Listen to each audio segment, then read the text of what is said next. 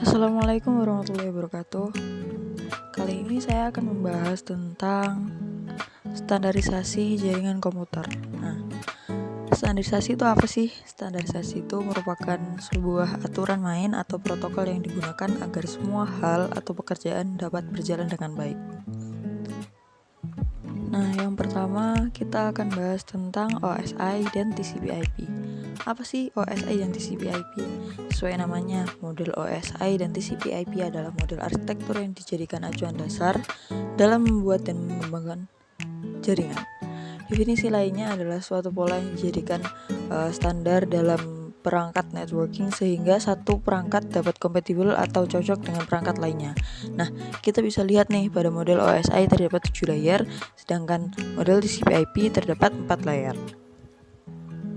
Selanjutnya, apa sih bedanya OSI dan TCP/IP? Sebenarnya yang dipakai sebagai standar protokol dari dulu sampai sekarang itu adalah TCP/IP, sedangkan OSI hanya dijadikan sebagai teori untuk dipelajari. Oleh karena itu, kita akan lebih sering menggunakan model OSI dan dalam praktiknya nanti. Di sini saya sertakan versi baru dari model TCP/IP. Jadi pada link layer terbagi menjadi 2, yaitu data link layer dan physical layer. Sekarang coba perhatikan deh model OSI dan TCP/IP pada gambar ini. Yaps, layernya sama, kecuali pada application layer. TCP/IP meringkasnya dalam satu layer, sedangkan OSI menjabarkannya menjadi 3 layer. Prinsipnya, apa yang dilakukan pada layer 5-7 OSI juga terjadi pada layer 5 TCP/IP. Demikian pula layer lainnya yang secara garis besar, tugas dan cara kerjanya sama. Oleh karena itu, saya akan menggunakan model OSI untuk membahas fungsi setiap layer OSI dan TCP/IP. Di sini saya akan membahas tentang protokol yang bekerja di OSI layer.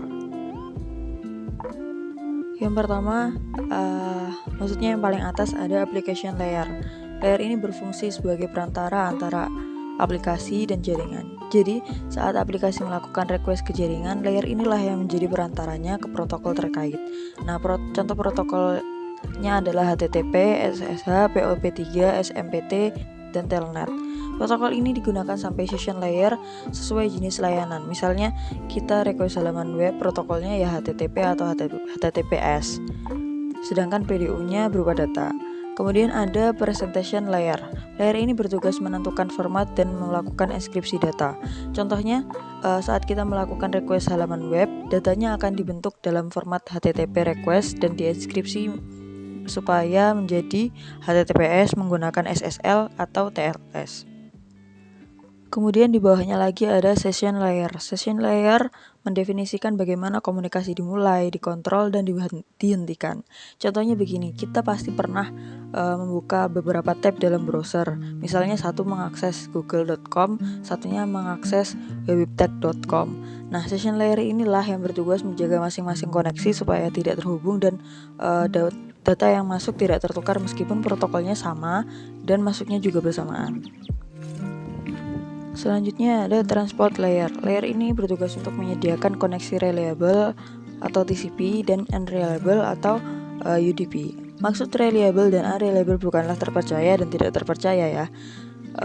Reliable di sini maksudnya koneksinya membutuhkan acknowledgement, sedangkan unreliable tidak memerlukan acknowledgement.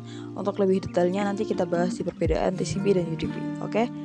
Contoh koneksi reliable adalah upload dan download file. Contoh koneksi unreliable sendiri itu adalah DNS dan streaming. Protokolnya ya TCP dan UDP. Data unitnya adalah segmen. Kemudian ada network layer. Tugas layer ini yaitu melakukan pengamatan dan melakukan routing. Bisa dianalogikan bahwa layer ini menentukan kemana data yang dibawa akan dikirim dengan proses yang namanya routing. Ada banyak routing protokol seperti RIP, OSPF, IGRP dan lain-lain yang masing-masing punya cara tersendiri dalam menentukan jalur mana yang akan dilewati. Contohnya perangkat di layer 3 adalah router. Contoh protokolnya adalah IP dan data unitnya adalah paket. Kemudian ada data link layer. Data link layer bertugas menentukan aturan ketika perangkat mengirim data melalui media. Aturan tersebut biasanya berupa enkapsulasi. Perangkat layer 2 adalah perangkat yang menghubungkan perangkat dengan media transmisi, contohnya switch, bridge, dan NIC. Kemudian yang terakhir ada physical layer. Tugasnya adalah mengkonversi frame menjadi bit, menentukan karakteristik fisik media transmisi. Nah, di sini data ditransmisikan dalam bentuk bit. Nah, kita kan tadi sudah menyinggung tentang TCP dan UDP. Meskipun sama-sama protokol, tentu saja UDP dan TCP memiliki karakteristik yang berbeda. Nah, perbedaannya akan kita bahas di sini. Pertama, misal komputer kita menggunakan UDP, artinya kita sudah harus mempersiapkan diri untuk menerima karakteristik operasionalnya yang tanpa koneksi, sehingga pesan-pesan yang ingin ditransfer oleh protokol ini bisa ditransfer begitu saja tanpa perlu mempertimbangkan hubungan konektivitas antar host.